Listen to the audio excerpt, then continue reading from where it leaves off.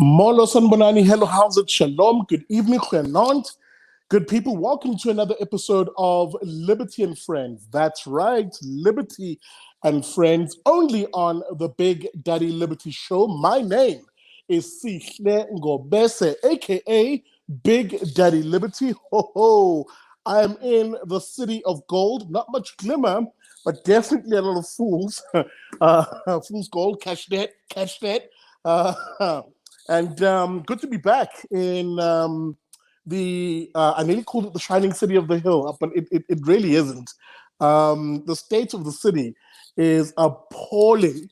And I suppose we'll discuss that tonight with my panel insofar as there has been a lot of movement in how the local government elections and the campaigning, of various political parties has been shaping out. So stay tuned for that conversation tonight. We'll also look at Cyril Ramaphosa. Oh, is it not difficult times for him at the moment as he does his whirlwind tour of eThekwini or Durban? Lots of ANC infighting in that part of the world, marring his campaigning over there. We'll cover that and much more. We'll look at load shedding.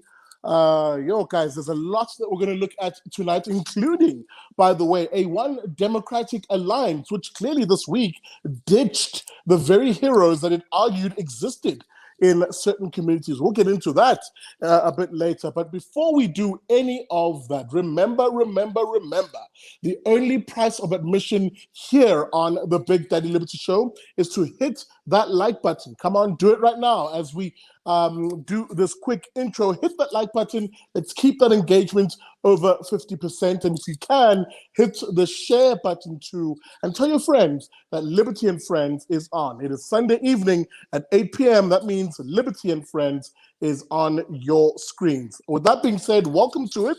As I said, as always on Liberty and Friends, we look at the news week that was. There we go. We look at the news week that was and provide analysis, opinion, and we go through those top headlines that either made you angry, happy, or sad over this week. And we provide key analysis with my panel of guests. Speaking about that panel of guests, let me bring them on. You'll have to pardon me, people, if I'm looking down here. My little control panel is down there, but just give me a second here, folks.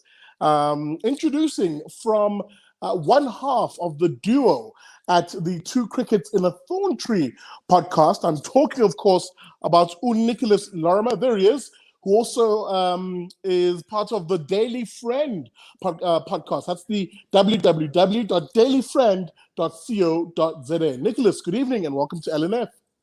How's it, Good to be here. A tada, brother. Welcome to it. Just give me 1 second here as I put on the do not disturb sign. There we go. And speaking about someone who is to not be disturbed, especially when he goes on his rants, the host of the Morning Shot podcast, the premier morning show that really you should be waking up to, Ramon Cabanac. There he is. Ramon, good evening. Good evening, and my new title is Supreme Leader of the Freedom Front Plus. Please let us not forget that. I have a slogan. I have everything ready when that should be announced rather soon. Thanks for the invitation. Shout out to Ramon Cabanac, man. Freedom Front Plus leader. Dude, welcome to it. Another leader, indeed, someone who I consider to be a thought leader on all things libertarian related, as I butchered that particular intro, of course,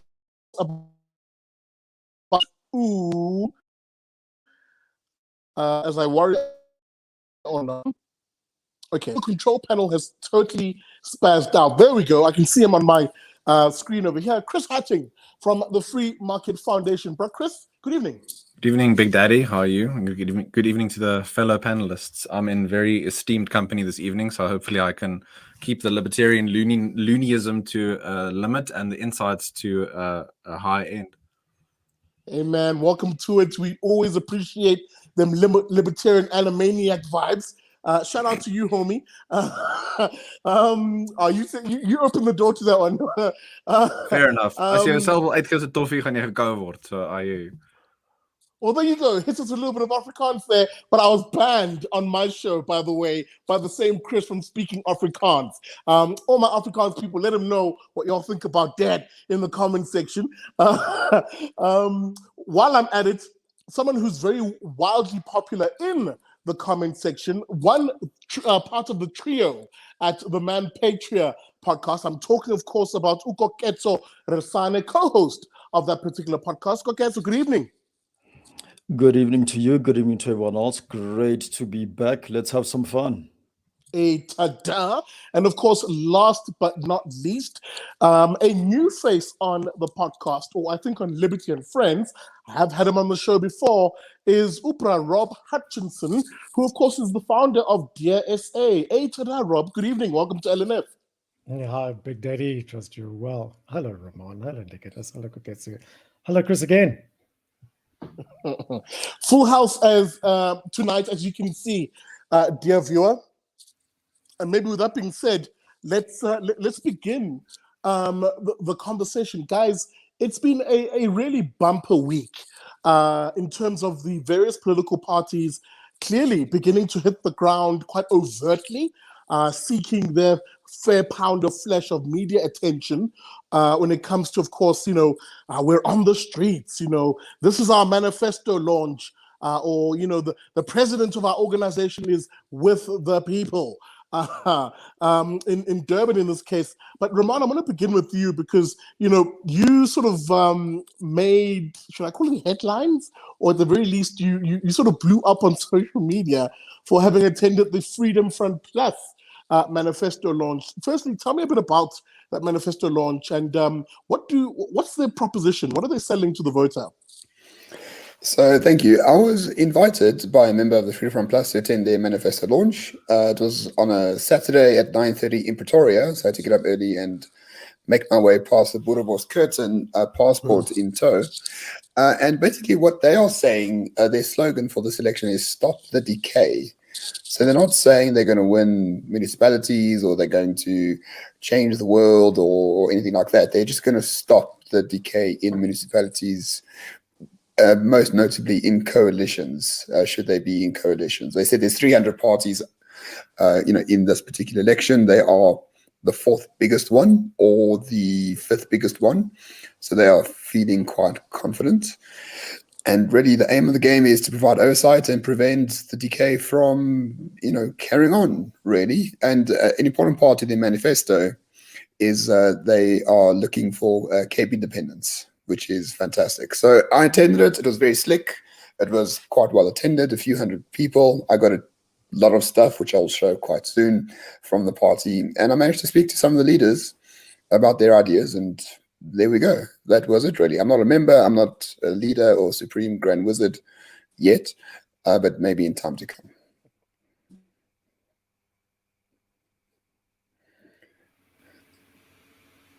And I don't know if Big Daddy is still there. Problems. Oh no, we may have lost him. Oh, the host is gone. Okay, let's say whatever we want now.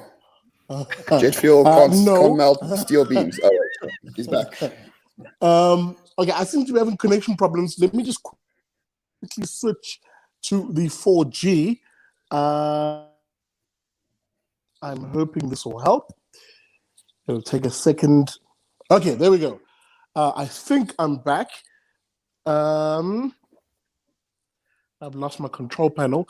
Pardon me, dear viewer. We're building it as we're flying it. So if you see me fiddling around here, I'm literally just trying to fix my connection. There we go. That should be back. Definitely get SA subsidy or... You don't like the Zono Commission and the testimony. Well, at least I tell the truth. Okay, so moving on, guys. Ramon, I think you're raising an interesting set of ideas here insofar as it's questionable, and it would be very interesting to actually have someone from the Freedom Front Plus, to speak on a lot of these issues. But it's questionable as to whether this will resound with the electorate? What did you get as a sense of who they're targeting in this particular election? Interestingly, the leader of the Freedom Plus, Peter Groenewald, had a speech, a long one, about an hour long. And the defining feature of that speech is that, A, they'll provide oversight and they'll make sure this decay is stopped. And they want to bring people, or rather power back to communities, political power back to communities. But importantly, he says, anyone who is proud of who they are is a friend of mine. So this is not an Afrikaans party. This is not a party for a certain group. He says, if you're a proud Zulu, a proud Colored, a proud Xhosa, a proud Tswana, whatever you are, if you are proud of who you are, and you can see that I am proud of who I am, we can work together to stop the decay together. So I thought that was quite a good message. They got the loudest cheer out of all the sort of speeches. Okay. Again, I don't know what to do with this because, it seems as though there's a contestation to a small degree for the DA's votes in this particular election, if I'm to be brutally honest.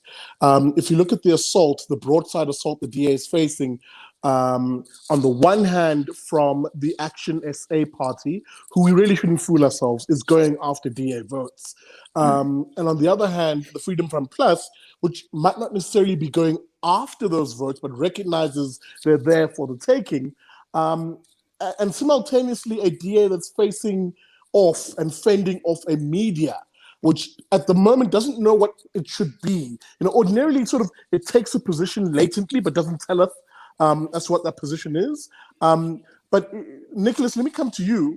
The DA does seem to be the focus of this particular election, which is quite ironic, isn't it?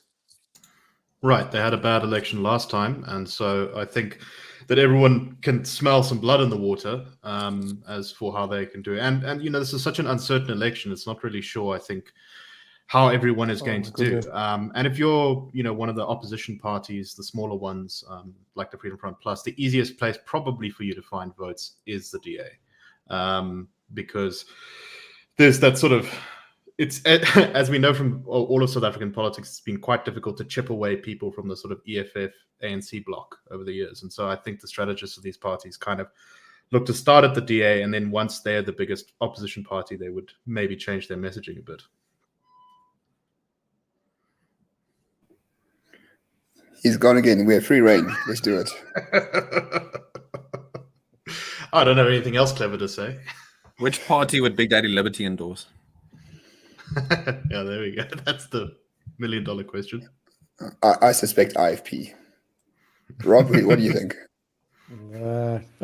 I'm leaning towards definitely not the IFP. I think maybe Freedom Front Plus, to be honest. That'd be great. Yeah, I'm going to place my bet with the VF Plus for Big Daddy. Okay, fair enough. Fair enough. Well, if he's not here, but we should do like whatever we want. So let's go to, I don't want to sort of hijack the show. And there are people watching, quite a few, 100 of them watching. So is it really a hijacking? Is it really a hijacking if no one's driving? That's true. Well, that's maybe as Becky Taylor says, hijackings are caused by potholes, and Sinclair is no doubt found a pothole in the connection somewhere. It's expropriation without approval. Without approval. I think let's talk about that. Did anyone see that speech by Becky Taylor in Cape Town this weekend? I did not.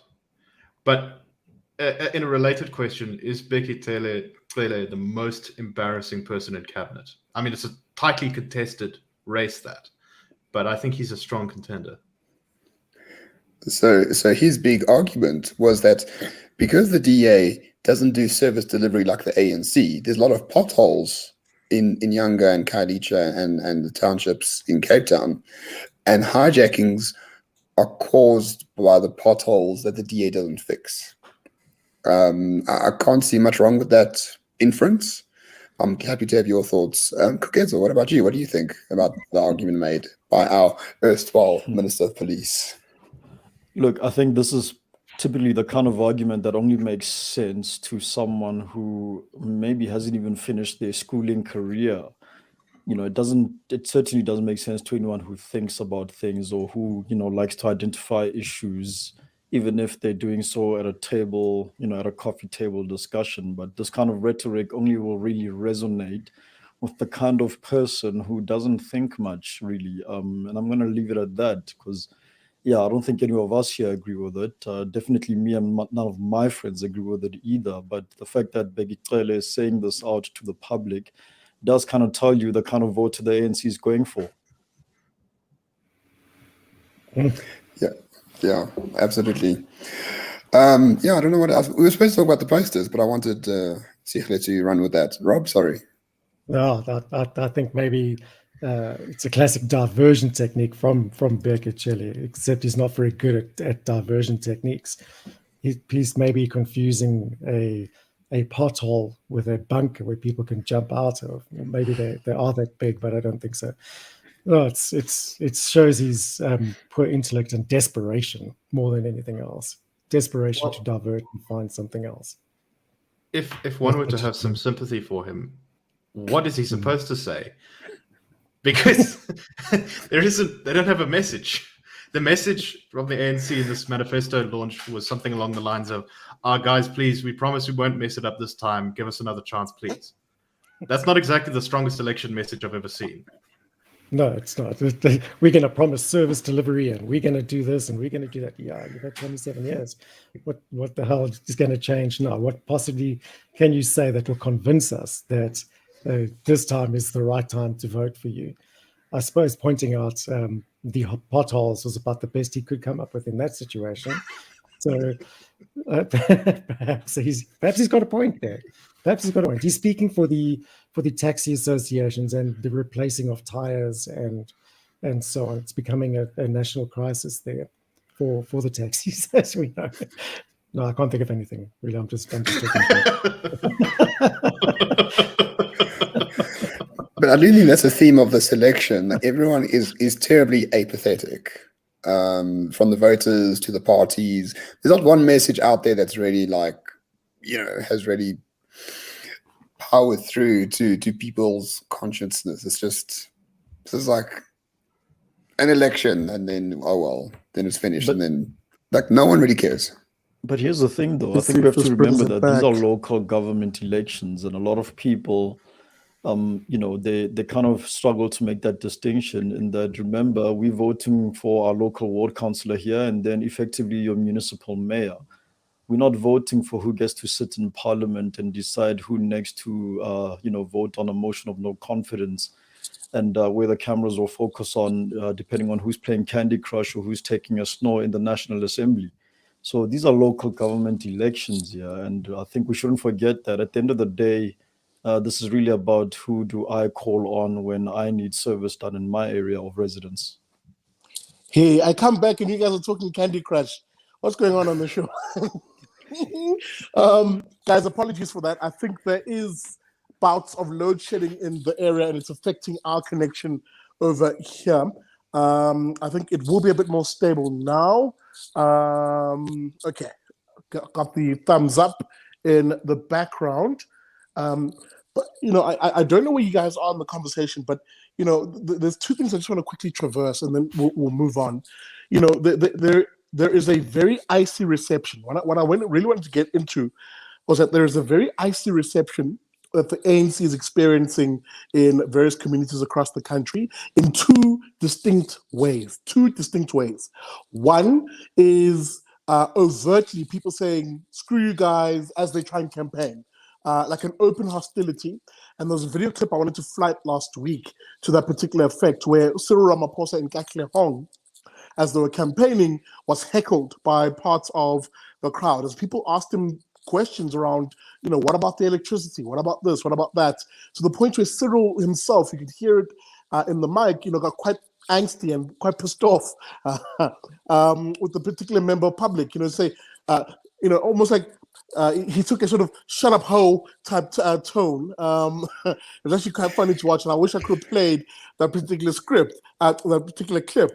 That's the first one, an actual overt anti-ANC heckling.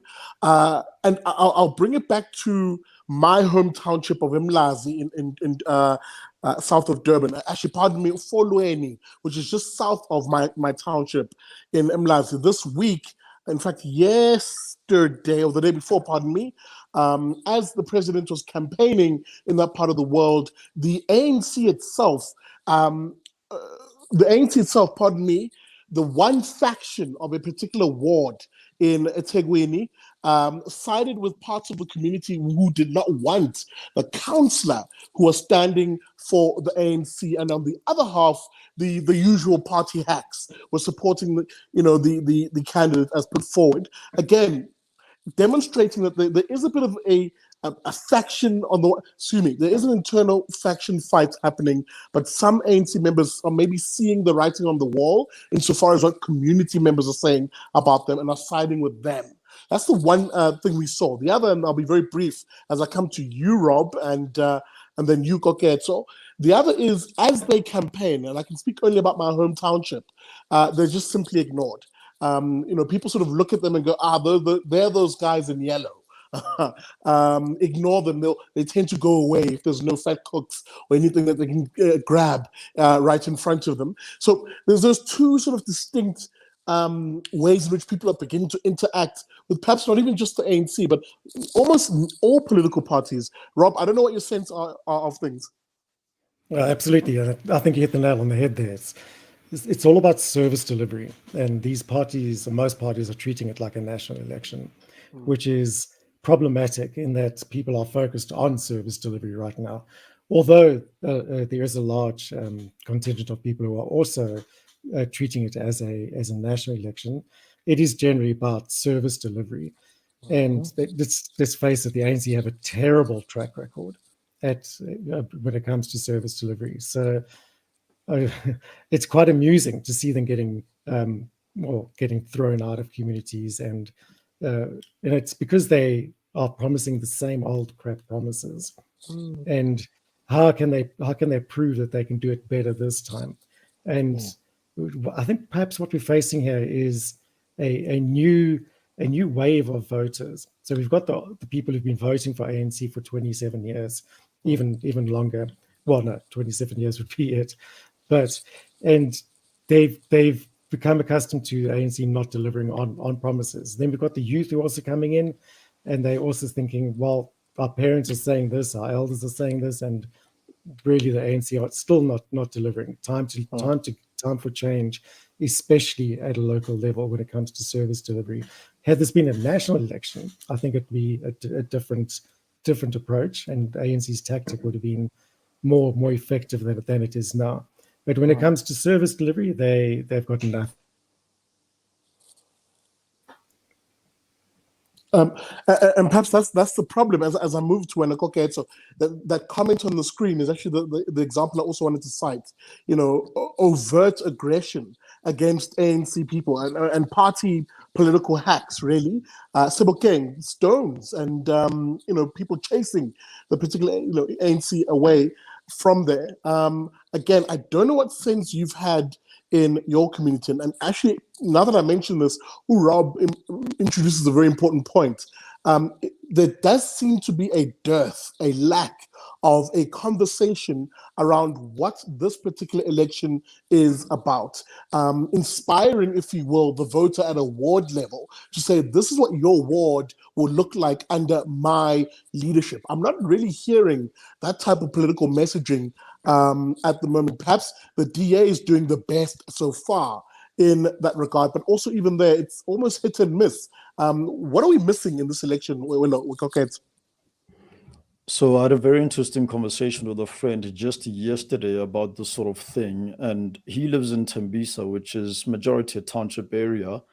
I don't live in a township area, unfortunately, so I don't have lived experience of this. But as we were chatting, he mentioned something which really raised my eyebrow here, in that a lot of the time, the people campaigning, particularly for the ANC and the EFF, unique to those two parties, is the kind of guy who you would have maybe been in high school with, perhaps, and this is not someone who, has been a model student in high school. This is typically someone who is a quote-unquote a societal failure.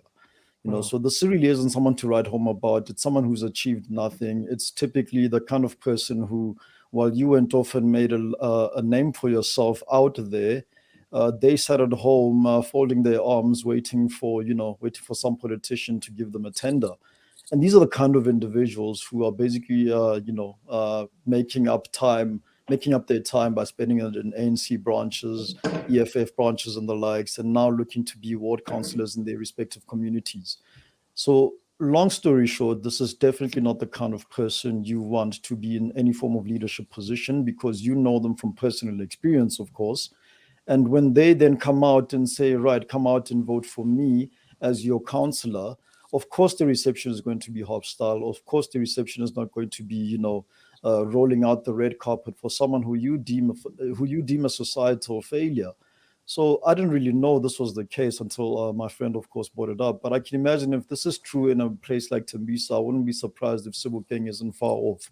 The kind of caliber of candidates of these ward councillors in these local government elections are really of poor stock inside of the ANC and the EFF, and I doubt the only candidates, the only culprits for this, but this is really what's happening. So of course the reception is going to be hostile if you consider that these are the people who, either A, aren't good at anything, or B, have just been sitting, waiting to kickstart their political careers and get rich off the back of yours and mine's and others' votes. And again, Ramon, let me come to you, and then Chris. There's a conversation therefore to be had in the One SA movement. Musimamani's higgledy-piggledy arrangement. As to what they're trying to achieve. Is that perhaps what South Africans would want in future? Like a sort of non-party political arrangement, activist-based, and someone chosen by a community. Is that the future of local government election politics? And do you see Musi doing well in this election? No, I don't think Musi would do well at all. And I think his whole platform is a failure from the start. So basically, under the banner of 1SA, you're going to have 300 independent candidates for 300 different municipalities or wards across this country. But there's nothing combining or binding these people to anything at the end of the day. So these are people that, as always, once you get into political power, you become your own person. You don't really care about the people that put you in the first place. So even in worst case scenarios, if you are a member of a political party, there are processes within that party for discipline or for various other things. If you're independent under the banner of One South Africa, there's nothing that binds you. There's no skin in the game for those independents at all. I don't mind the sort of ethos of it, but in practice, it's a failure from the start. I mean, the future of South Africa, I'm afraid, is not political. At the end of the day, the future of South Africa is going to be community action. Those that take the action will do fine. Those that don't take the action will forever be subject to the vultures of politics. So yeah, I don't have no great hopes about politics in South Africa generally. You would want strong communities to forget about politics and just get on with the job of making sure their community is secure. That's the ideal scenario. Chris, I'm sorry. Even as I listen to Ramon say this, and a part of me actually has to agree with a lot of the sentiments. It does seem as though this election has really brought about an awakening of the individual, a recognition really that these people are not going to save you. Politicians are not going to save you. And it's exposed in big ways and small ways. Small ways, for example, as being thus. This morning as I was leaving Mlazi to drive up to Johannesburg, I quickly realized that my bakkie isn't jolting and shuddering over the usual potholes in my township, because they've fixed nearly all the potholes of the road the president would have been driving in to Mlazi to get to the particular section where he was meant to canvass today, which was literally 2 blocks away from where I live where I live, but effectively my part of Mlazi. And not only that, my particular area was awash with eThekwini waste services employees picking up litter, cleaning up. My township looked like the jewel that it used to be in the early 90s for a moment, if anything. when I then talked to fellow residents as I was driving out, or as I was walking to see the yellow-clad supporters amassing before I drove out, there was almost a collective sickness that people felt that, hang on, it really took this guy appearing in J section Mlazi in order for all of these things that we've been complaining about to be fixed. Number one. Number two, that point I made earlier on, Chris, that it seems as though we're being razzle-dazzled by national figures and national faces, but no one's speaking to local issues. For example, in my area of Mlazi, the water is switched off every evening at 7 p.m. and it only comes back at 4 a.m. But no one has said anything about this from the political parties. I mean, on the one hand, I obviously hope that politics becomes ever less important, and that's up to communities to take it into their own hands, like state-proofing themselves, going off the grid in many ways. I can't officially ask for a tax revolt or call for such, but one would wonder, when would that kind of thing come about in a proper way? It might already be in some ways if you look at the lower number of taxpayers.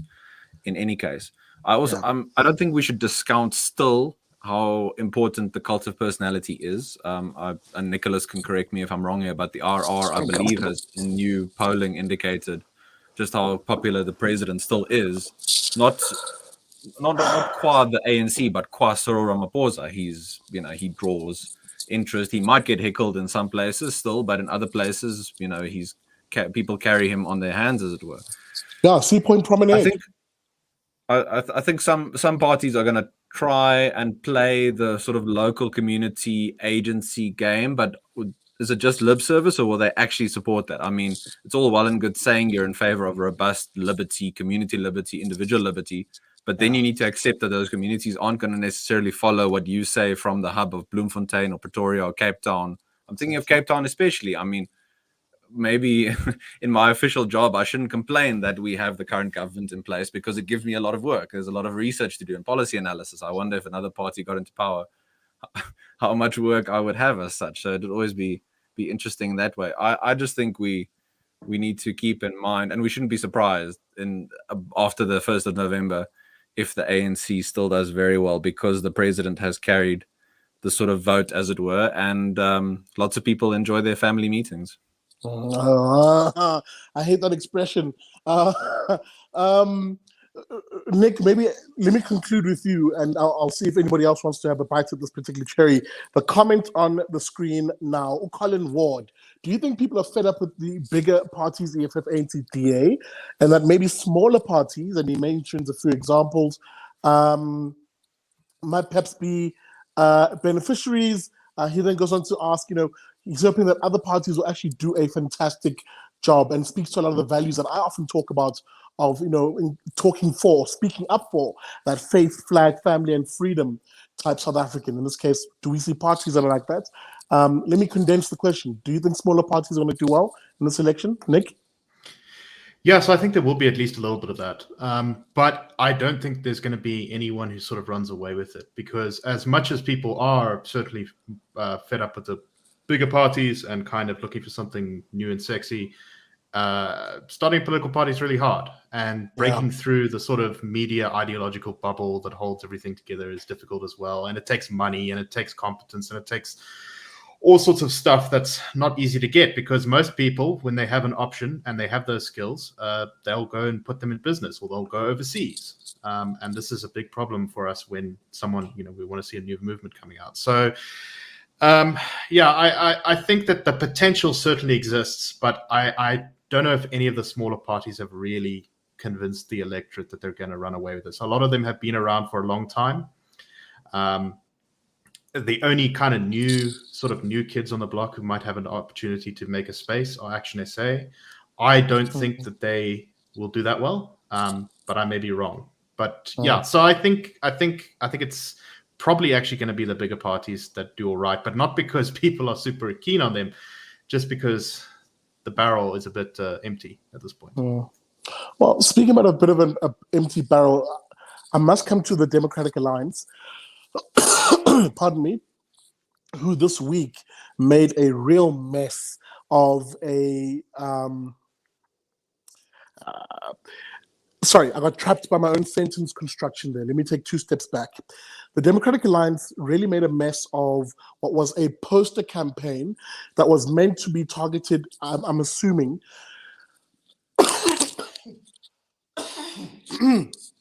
Excuse me. Did you have the vax, Ifle? Screw the vax. I'm not taking that. I have the COVID antibodies. Thank you very much. If y'all want to take it, take it. I'm sorry. No, don't make me digress like that. Well done, Ramon. Pardon me. Sorry, guys. Let me try that again.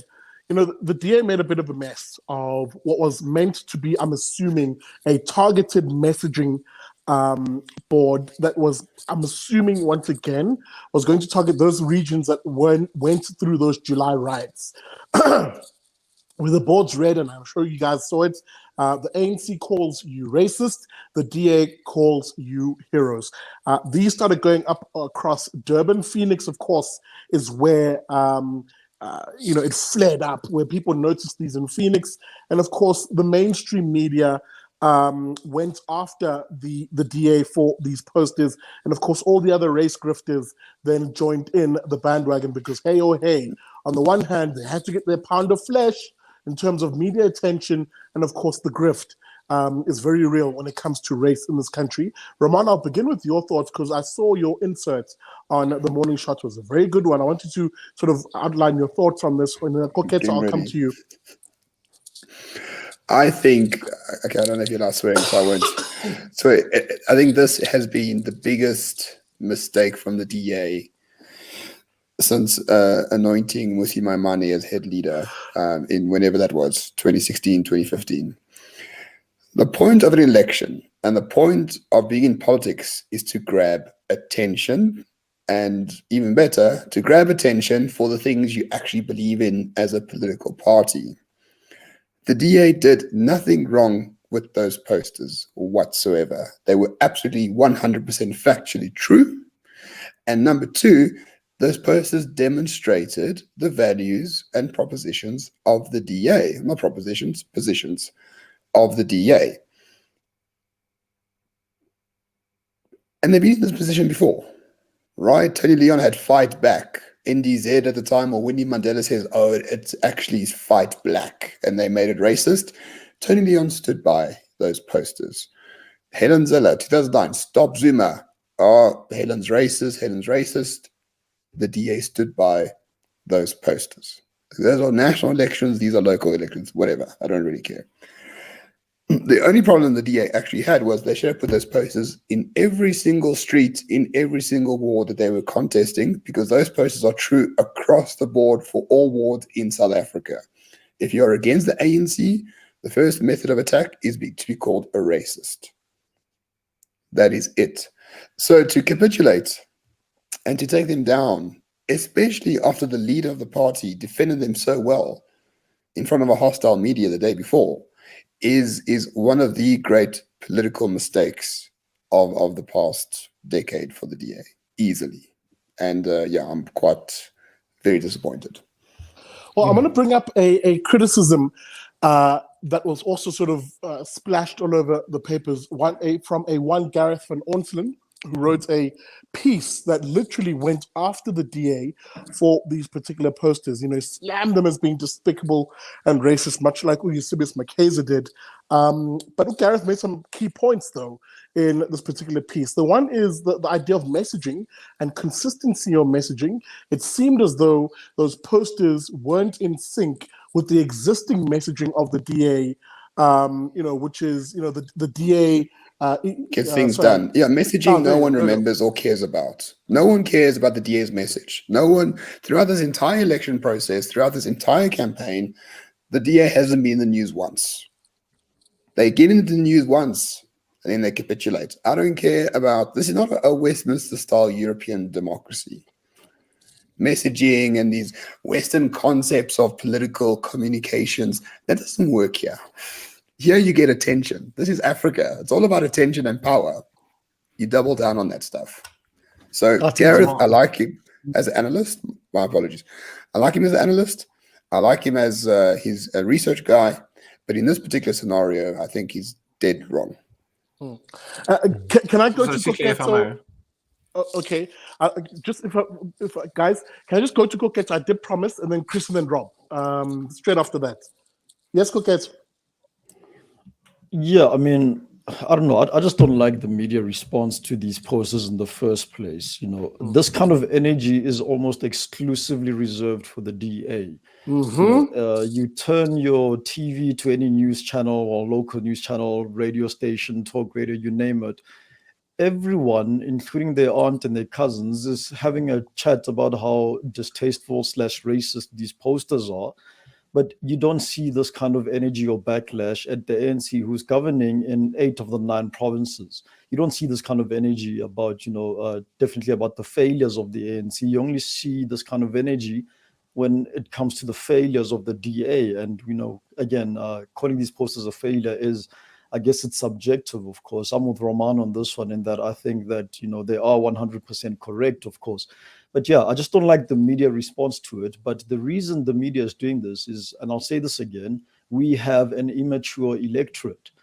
People aren't willing to actually put 2 and 2 together and equate to 4. And that's why and that's why they get away with this sort of thing. If people had actually spent the time to actually consider the message, instead of reading it however many times they do, and then deciding how to feel or what manner of offense to feel from this, then they'd actually realize that the message does kind of resonate, because yes, people were being called racist for actually standing up and defending their home. And yes, the DEA and others, not just them, do call them heroes for actually standing up and defending their homes and their businesses. So there's no lie being told here, but I just don't like the media response to this. And I really wish the media really could, just apportion a piece of that energy to actually highlighting the failures of others who are governing elsewhere in the country. But of course, maybe I should manage my expectations. But I want to zoom in on that. And Chris, I'll come to you, and then Rob again. Sorry, guys. But I want to introduce this. Yazi, I found it, if you want to talk about despicable, as what's his face? Eusebius put it, and appalling, as Gareth van Orton put it. What about the fact that there are 300 lives, mostly black lives, that were lost during those July riots, and we did not see the same level of vitriolic, almost mendacious meanness from the media, going after the politicians who really were responsible for that.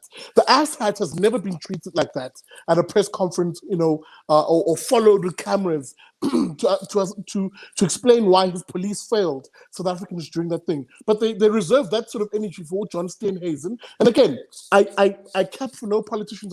Politicians are trash. I don't care. But it was, for me, a rather instructive moment, that they would reserve all of that energy about these posters, but no accountability for the actual 300 black lives that were lost during that violence at the hands of, on the one hand, other black looters, if I can, and again, I use the race just to be specific. Not that I necessarily care, but I'm playing their game for a moment, because they went after the DA because they argued that this was racist. So I'm going to say to you, if you really care about those same black lives that were lost, why were we not seeing the same energy from the media going after those black politicians, so to speak, who are killing black lives? Chris, I'll come to you, then Rob. I had a question for Ramon, just around sort of voters' attention span, and I wonder whether the posters distracted from what attention the DA could have captured with other consistent messaging. But he raised the point that they weren't really in the conversation in any case. I mean, that's, yeah. So that sort of answers that. My main thought was just, and Tony Leon mentioned this on a recent podcast with Peter Bruce. He talked about how he tried to figure out what the DA was trying to do before these elections, and it was punting this idea of service delivery and we'll get things done, quote unquote, and trying to be old faithful, as it were, whereas because people are getting frustrated with lack of service delivery, so the DA wants to fill that void, as it were, and fill that space. Now I'm wondering whether this was the right context to put up posters like that, instead, whereas they maybe should have done that in terms of national government elections. So now, keep your messaging consistent, do it in that way. If you get called out, don't apologize. I think that to me was the biggest sort of mistake with the whole thing. If you're going to do it, commit to it, and don't publicly stand divided, back your people, as it were, and stand together along your values. So it gives me a pause for concern about the DA. The last while I've been relatively hopeful. I've seen better noises and better signs, and now I'm wondering whether when they show they're quote unquote committed to individualism, liberalism, property rights, firearm rights, when they get called out for that, they very quickly go in the other directions. I'm wondering, are they that committed or not? Rob? Is pretty much on the same line there. Right. It's exactly that. I mean, if you're too scared to offend, which the DA has been for many years, is too scared to offend, then you become a fence sitter, and fence sitters get pushed over very easily. So, and the DA's just displayed that they can get pushed over very easily. And if you're looking at local government elections, and there's no doubt that there's going to be a hell of a lot of coalitions being formed here going forward, as the ANC is definitely going to lose a lot. How is the DA going to stand up in a coalition when they get badgered by the EFF and battered by the ANC on these exact issues? Every time somebody stands up and screams racist at them, are they going to capitulate, fall down, and just not deliver on their promises? It's very concerning. And I think they missed a golden opportunity with those posters. Absolutely. They should stay up. They should have defended them. Like John Steenhuisen did in the beginning. They should not have bowed down to the media or to Gareth Onslow, because that was another opportunity missed there again. He actually provided them with an opportunity to defend themselves, and they didn't. They just bowed straight down to the media. Highly concerning, in my opinion. Absolutely. And Nick, I'm going to come to you in a little, Roman, to cap off the section, because for me, it felt as though this was that moment for the DA to actually stand up and say, yes, we're praising the South African hero, the mama who wakes up every morning, puts bread on the table in spite of what the politicians are doing to her. Yes, we're praising the South African hero, that faith, flag, family, and freedom type individual who, when the rule of law was threatened in this country, he did not cower away and hide behind an ass hat or go to Cape Town in a nice mansion and hide in Ladadno. No, that individual manned their community and defended the property rights of malls, their homes, and fellow families. It is those South African heroes who get things done. If you want to think those two messages, they failed, Nicolas, to do that basic messaging, which would have tapped into the hearts of South Africans who are ready to actually say, yes, it's us, the heroes, versus those, the political elites. Yeah, no, definitely. I remember when I saw the kerfuffle kind of brewing around this, I said to myself, well, the one thing they mustn't do is apologize. Yeah. So there's two things here. One is, it's kind of funny. We talk a lot about, local messaging for the issues that people care about on the ground. And from the sounds of it, Dean McPherson, the chairperson of KZN, this was his baby. He kind of did this sort of on his own. And he produced a local message for a particular community, the people around Durban, particularly in Phoenix. And this is why parties are scared of doing it, because they produced a local message and social media made it go national, and then the national media jumped on their heads. Kind of just an interesting dynamic. But the other point I'd like to make is you're seeing an interesting thing here, which is, people forget, because the media is so obsessed with the ANC, that the DA has factions too. There's an interesting thing in the Sunday Times today about apparently some leaders in the DA, being in this case Steenhuisen and I think Zilla as well, voted to keep the posters up. But most of the DA provincial leaders voted to take them down, and they overruled the leader. And this is particularly disastrous because the leader went out there and he backed, the posters. He backed Dean, who's a friend of his, not just a colleague. And then the party kind of sort of pushed their own leader overboard. So I think if you are a DA voter or a DA member, or you care about the DA at all, which I know many people don't, but if you do, you should be calling for the heads of the metaphorical heads of these provincial leaders. and say, why are they accepting an ANC narrative? Why are they stabbing their own political leader in the back? Because forget about the strategic overview of this, whether it was right or wrong to put up the posters. To undermine your political leader like that, with a couple of weeks to go before an election, you don't really have that in party's interests, I think, very high at the top of your agenda. Absolutely. Yeah, it's shocking from so many levels. I mean, you guys have covered all the sort of reasons about why, it was right for the DA to put up those posters, but also just from a sort of strategic, political, mechanical level, this was just completely incompetent. Absolutely. Roman, so that I repeat the question, that faith, flag, family, and freedom type South African who looked at that poster and said, thank you. Thank you. Somebody actually spoke up for me because I became the forgotten voice. If anything, I was pinned with the deaths of those South Africans, whether you want to call them Black Lives or whatever, whether you're playing their game or not, in that sense is what I mean. But I got pinned with those deaths. And the people who should have been blamed, the people who should have been held accountable are walking around campaigning freely as if nothing happened. Finally, someone finally recognizes me. I'm going to stand with that party. That same party then that turns around and says, actually, sorry, we didn't mean that you're heroes. We actually agree with the people who would never vote for us anyway. Isn't that the irony here? It is the irony. But the biggest irony is, as Nick says, the leader was undermined by his very own party the day after he gave such a spirited defense of those posters, unscripted, in front of a very hostile media contingent. He says, listen, I was there, you weren't. This is what they mean. We stand up for these people, and anything else is nonsense. That's all. And he spoke for half an hour. He answered more questions in half an hour than Cyril answered in the past 4 years as president. Right? And then when Cyril goes campaigning and they actually do call him a whatever to his face, it's hard to meet the proles. It's nice talking about our people. You meet our people and they tell you to futzak. It's quite nice. But anyway, but I think there's a severe lack of leadership in the DA around this particular issue.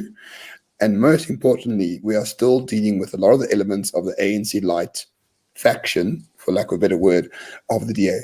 Musi went, Herman jumped before he was pushed, but those other people are still there. And those people need to be purged. At the EFF, a guy said, oh, Julius stole VBS money. He wasn't a member the next day.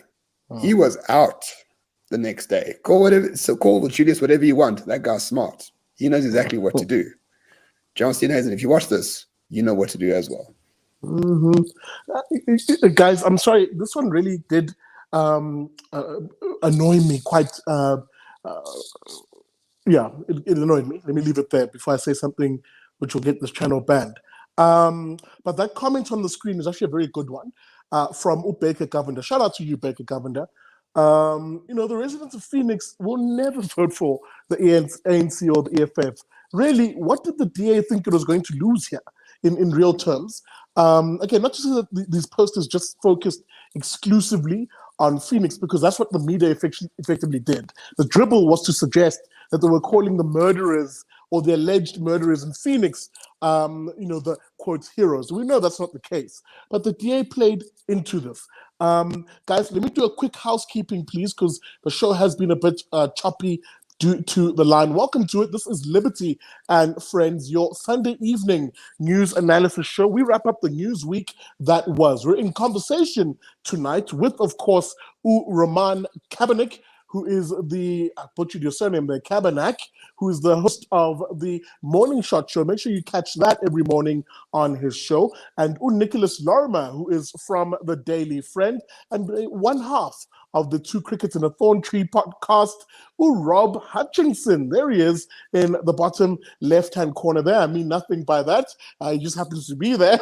Who's the founder, of course, of Dear SA, Koketso, Resane, 1/3 of the Manpatria podcast. And of course, Chris Hattingh, Mr. Don't Speak My Afrikaans. Yeah, I didn't forget that. From the Free Market Foundation. Just kidding, Chris. Don't kill me. As we move on, fellas, guys, this week has been an interesting one. Chris, I'll begin with you on this one. There's a lot of movement and there's a lot of dribbling happening right now in the world economy. There's something happening, Chris. I'll put my tinfoil hat over my kippah for a moment here and just go a little bit conspiratorial, but I'll cite actual data points which are pointing to a particular trend. Let's begin with, the inflationary pressure that parts of the Western world are beginning to see, especially those parts that have been printing money like there's no tomorrow. America, for example, is a good example right now. What's going on, Chris, in this particular guy? We're seeing definite rises in inflation in most parts of the world. So we're just seeing economics 101 play out in front of our eyes. Very high demand and supply can't keep up. For a year and a half, 2 years, governments locked down the world, locked down trade routes and their own economies. In the Western world, as you pointed out, lots of money printing, lots of stimulus. So what do people want to do? They want to spend their money. They're not necessarily going to save all of that over the long term. They want to spend it now.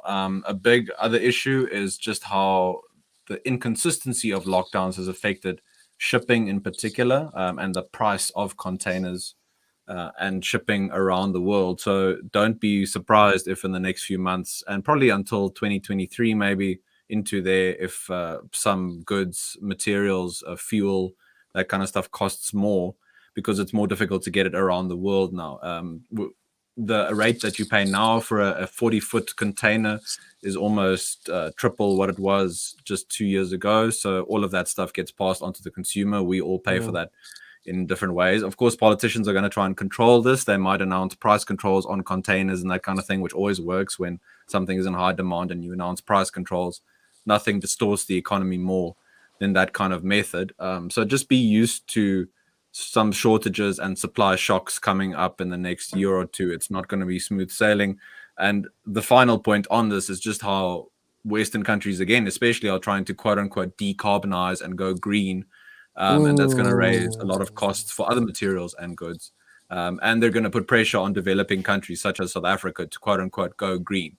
Whereas at the moment, we need as much cheap fossil fuel energy as possible to get actual economic growth going. But, you're only going to get tenders and investment if you go green at this point in time. So they're going to game the system in that way.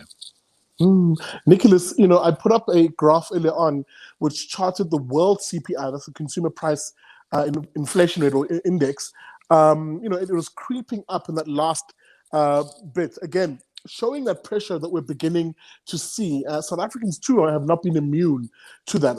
Earlier on we were just speaking with a cousin of mine who was saying, they've seen a sharp increase in the food price of the basket that ordinarily they where you used to shop, where you used to buy, with 1,000 rand a month for groceries, people are now spending 1,200 or 1,300 to get the same items. Most people just simply don't understand inflation, especially when a politician then says to you, well, don't worry about inflation. Our money printer is just going to go brrr, and we'll doll out the money for everybody. Yeah, it doesn't really work. At the end of the day, an economy has to produce goods and stuff. You can't just give everyone free cash. And, we're kind of heading for, I think obviously the mismanagement of fiscus and monetary policy has been definitely a part of our consumer price index, inflation stuff. But there's also a whole bunch of other stuff going on now. I think we're headed for a pretty disruptive decade. You've got rising geopolitical tensions. You've got all these kind of internal political tensions in Western countries. One more thing I do want to say is, there's a sort of tired cliche of geopolitical analysis that oil is like the thing to watch, right? Ever since the oil embargo in the 1970s, everyone's kind of been obsessed with it. But coal has kind of snuck out of nowhere to sort of take its place. And it's quite interesting to see the role that it's playing in global politics now. Some of the chaos that we're seeing now is partly because of China and Australia fighting their battles over coal. And that's quite interesting because firstly, it shows that coal, which is many people have been predicting's demise because of green technology, well, it ain't dead yet. Maybe it will be in 20 years, but it's certainly not dead now. And also that China is going to suffer consequences from fiddling around with the coal market. They have turned a lot away from the more free market ideas that boosted them to be the global power that they are these days. And we're already seeing some consequences of playing around with the little bit of liberty they let their people have. They're now seeing the consequences of what happens when you take that away. Absolutely. Sorry, fellas. Absolutely, and it's rather interesting that you raised the specter of coal, because as we speak, I put up a rather cryptic tweet earlier this morning, and I said blackouts loading ... because there are countries in the world that are beginning to experience much what we as South Africans have become accustomed to. India, for instance, is finding itself, with large parts of that country sitting in the dark, what Eskom has colloquially termed load shedding. The Californians, of course, earlier on, was it last year or earlier on this year, found themselves experiencing exactly that, load shedding. And I think, is it Lebanon at the moment, which is also experiencing, these coal shortages that cause these blackouts. But again, at the heart of it is an issue of supply. Chris, I don't know if you touched on it earlier on, but there's been these articles rolling up questioning why these supply ships, the ships are not entering harbors, docking and unloading their goods. What's going on here? What are we seeing here? Rob, I don't know if you have kept abreast at all on this issue, and what your thoughts have been on this particular issue. Yeah, I have. And you got to look at it from a holistic point of view as well. It's a lot to do with the move to green energy and sustainable energy and so on. There's coal. Coal has always been the villain, and it's always been, I think it still is, perceived as the villain, and rightfully so. And then look at the countries that are benefiting from this. Or China's just installed a whole lot of coal-fired power stations, so they got no problem in keeping their economy alive. And locally, we've seen Eskom, which has been now committed to decommissioning all their coal-fired power stations within, I think it's about 2025 now. They've actually moved it up, or I could be wrong on that date. But still, that's incredibly concerning. Ramon, you raised a good point there that we should be pushing this as well. We should be firing up more coal-fired power stations to get the economy going. That's exactly what we should be doing. It's exactly what we should be doing. So why are we seeing pressure on countries like South Africa and Lebanon and others to move away from coal and install unaffordable renewable projects while the economic superpowers are still taking over? The best way to pull out of depression is to set yourself as the economic powerhouse, and the only way that can be done is through cheap energy. So is it a deliberate manipulation?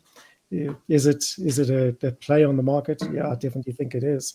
Let us not forget, sorry to interrupt, Cyril Ramaphosa himself said Sub-Saharan Africa needs $240 billion for clean energy. $240 billion. That's like two Bill Gates together, right? And of course, all that money will go to clean energy, not to keeping the ANC in power till Jesus comes back, of course. Even as you mentioned that number, some ANC member watching the show was like, say that again, when I Roman. I'm going to have that money with my Roman creams. See what I did there? Anyway, moving on. Brazilian rand.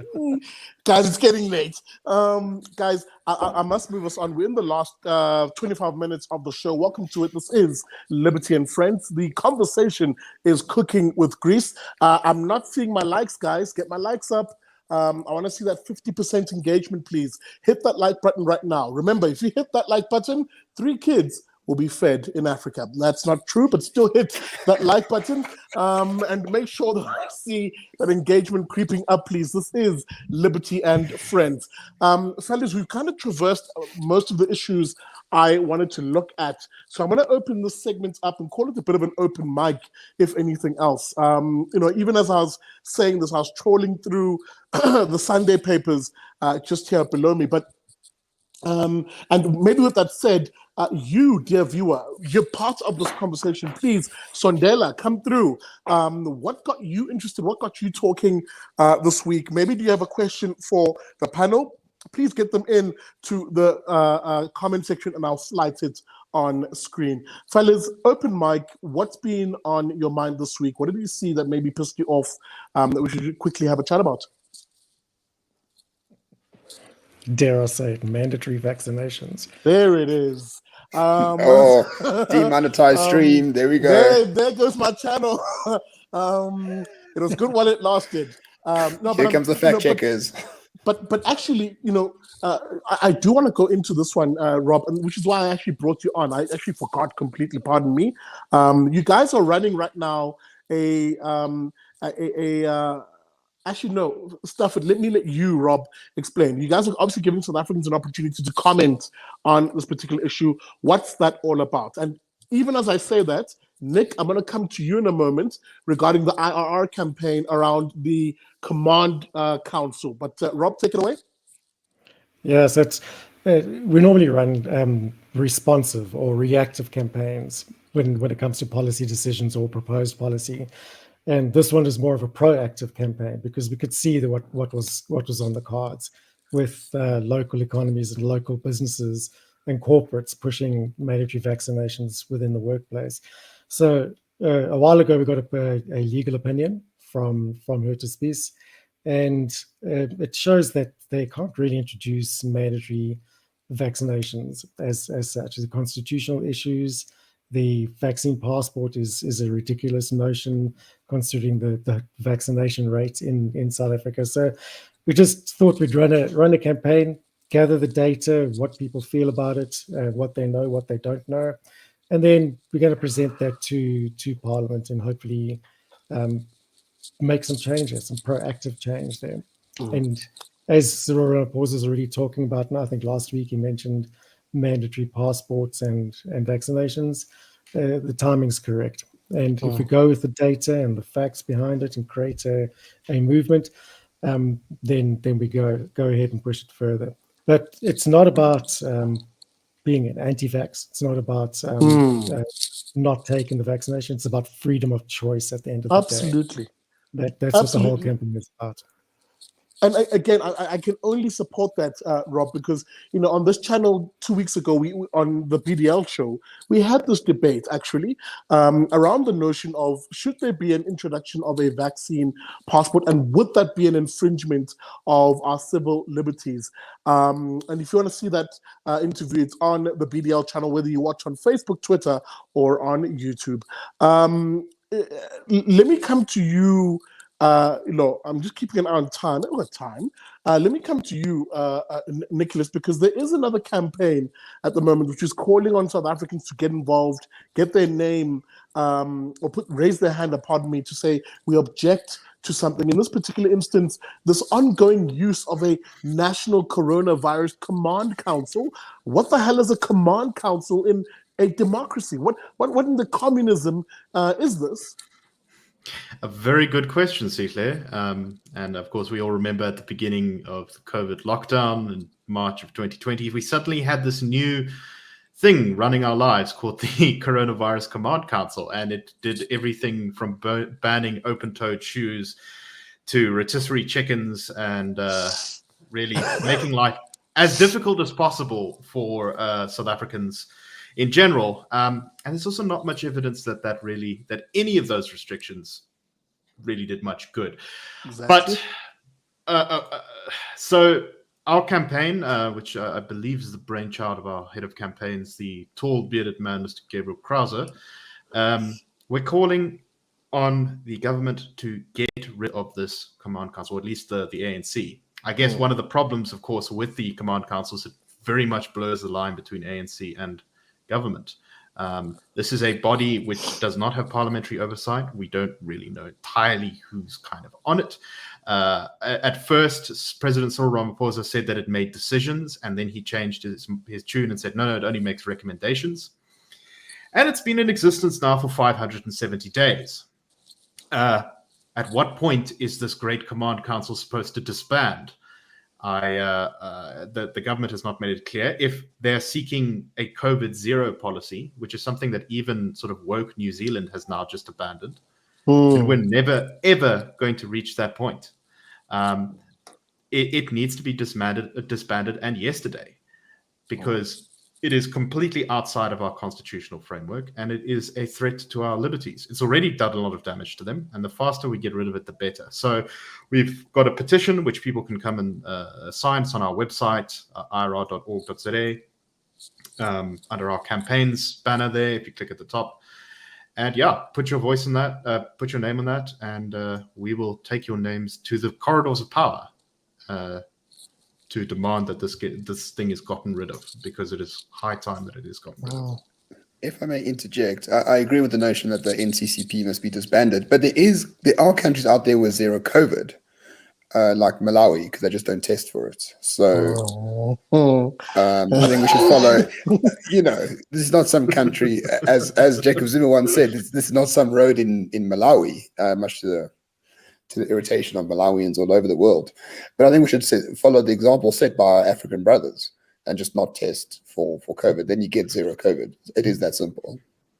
Maybe you should write a letter to the Command Council, Roman, see if they'll agree to your policy.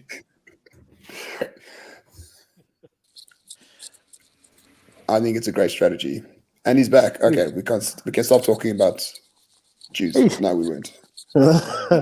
Cliplands. I heard that comment. All right, fellas. As we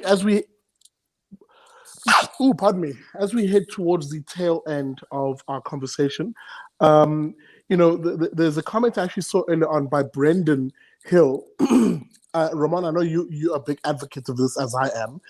Brendan saying, as we're talking about the collapse, or rather, the constrained supply chain environment at the moment. Brendan saying something along the lines of, I've already sort of turned my back garden into a food garden in preparation of this. I tweeted a while back that, people need to start manning the F up and, paying that initial cost to put up things like solar panels. If you can, go the extra step, get a borehole, etc., because things are not going to get any better as we go forward. This local government election is showing that if anything, that the collapse of our municipalities is something which is almost inevitable at this point. The importance, Ramon, of people taking charge of their own effective households when it comes to the resources and the like. I've been saying for a while that South Africa is basically a world leader in this. We are like 30 years ahead of the rest of the world in terms of state decay. So all the supply chain issues, globalization is coming to an end. It worked, built a lot of wealth for a small amount of people. It helped for the poorest as well. But right now it is coming to an end. The more complex a system, the more susceptible we are to shocks in that system. And especially with the Cold War brewing between the manufacturing hub of the world and the technological hub of the world, and those two are fighting, of course, there's going to be issues.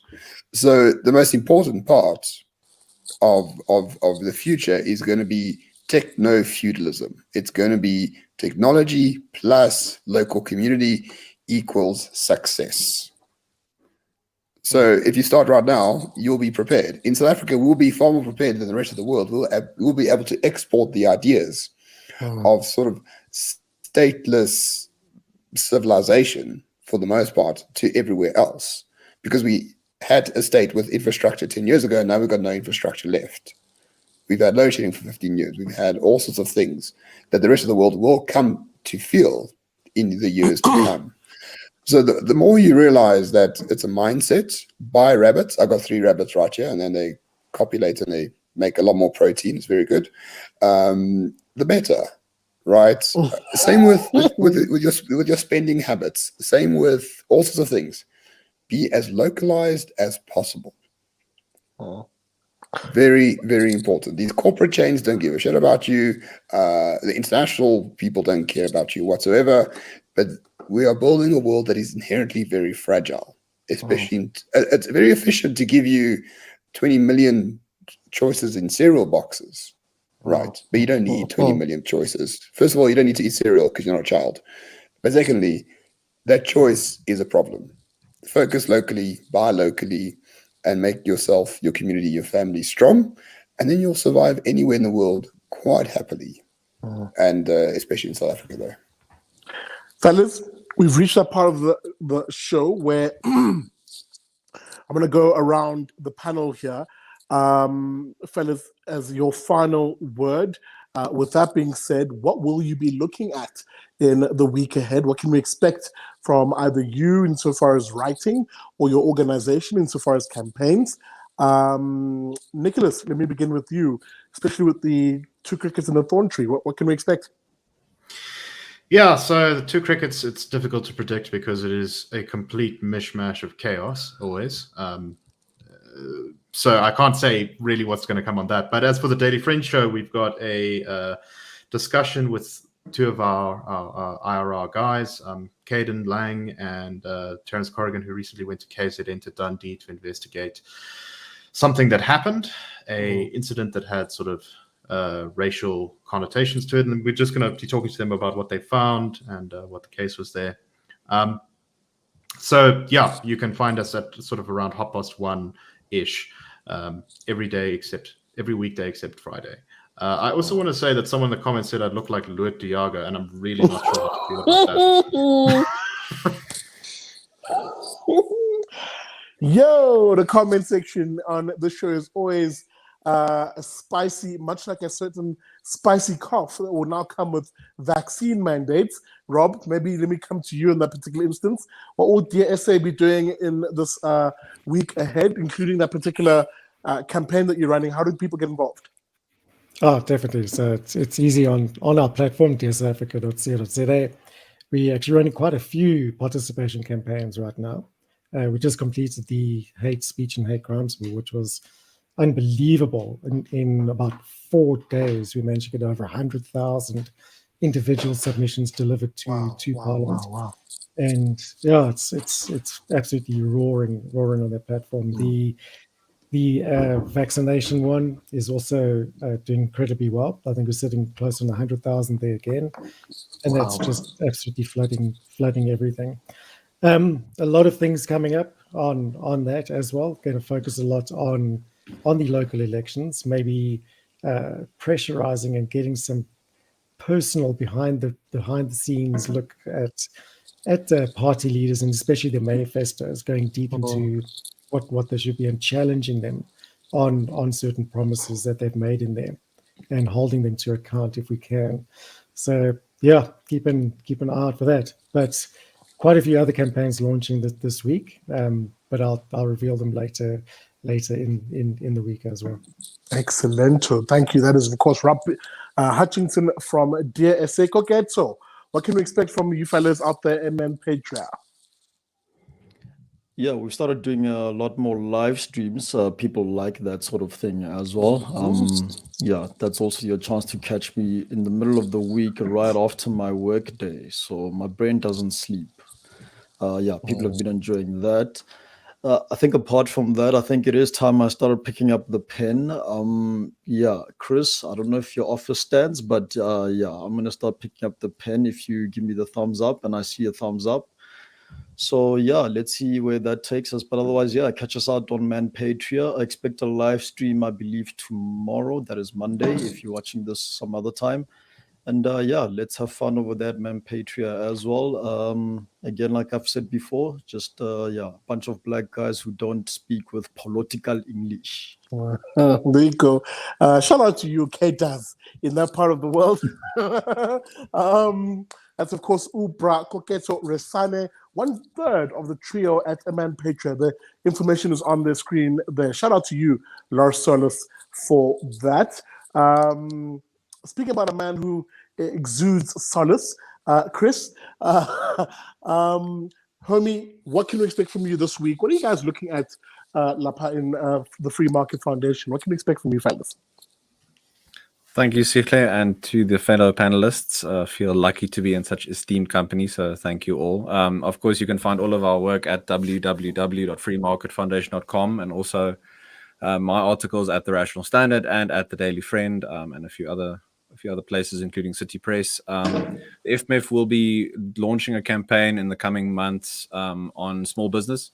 So keep an eye out for that, small business engagement, small business support, legislation around freeing up small business operations, that kind of thing. So please keep an eye out for that. And then, if I may, as a member of the cult, of course, today, on the 10th of October 1957 was the publishing date of Atlas Shrugged. So if you haven't read Atlas Shrugged, go and read Atlas Shrugged. Oh, there you go. There you go. Thank you very much. That is, of course, Chris Hattingh from the Free Market Foundation. Last but not least, the host of the Morning Shot. Ramon, what can we expect tomorrow morning? Well, as the leader of the Freedom Front Plus, our manifesto launch went great over Saturday. I'm thinking of a new slogan for the party, which I won't repeat over here. And then, DA, we're coming for you on Slaan terug, TNTTR. That's the way it's going to be. For Morning Shot, I actually have to go to PE, so pray for me. Oh, wow. Okay.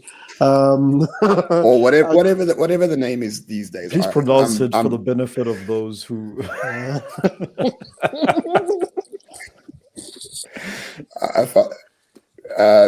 Cabanac. There you go. That was your best DA accent right there. So much from the Freedom Month Plus. That's of course Ramon Cabanac, the host of the Morning Shot podcast. Fellas, thank you so much for your time as I get these gentlemen off the screen. And I say thank you, dear viewer, for watching this episode of Liberty and Friends. Apologies, guys, for the breaks in transmission. It really is a function of just a poor internet connection every now and then. Thank load shedding. Thank ESCOM for that.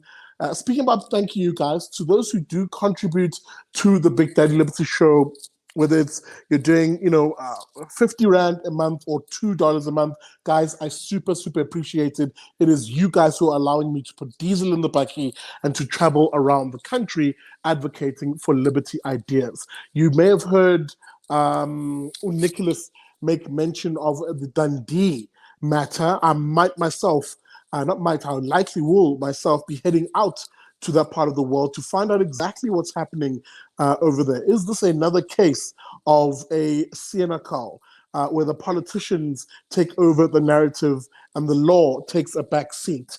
So I'll be heading out in that part of the world to also speak to residents there about that issue. Lots of street work that I'll be doing in the upcoming weeks, so look forward to that content. That being said, before you leave, hit that like button, and thanks for watching, guys. And a reminder, as I always say at the end of every show, never trust a commie.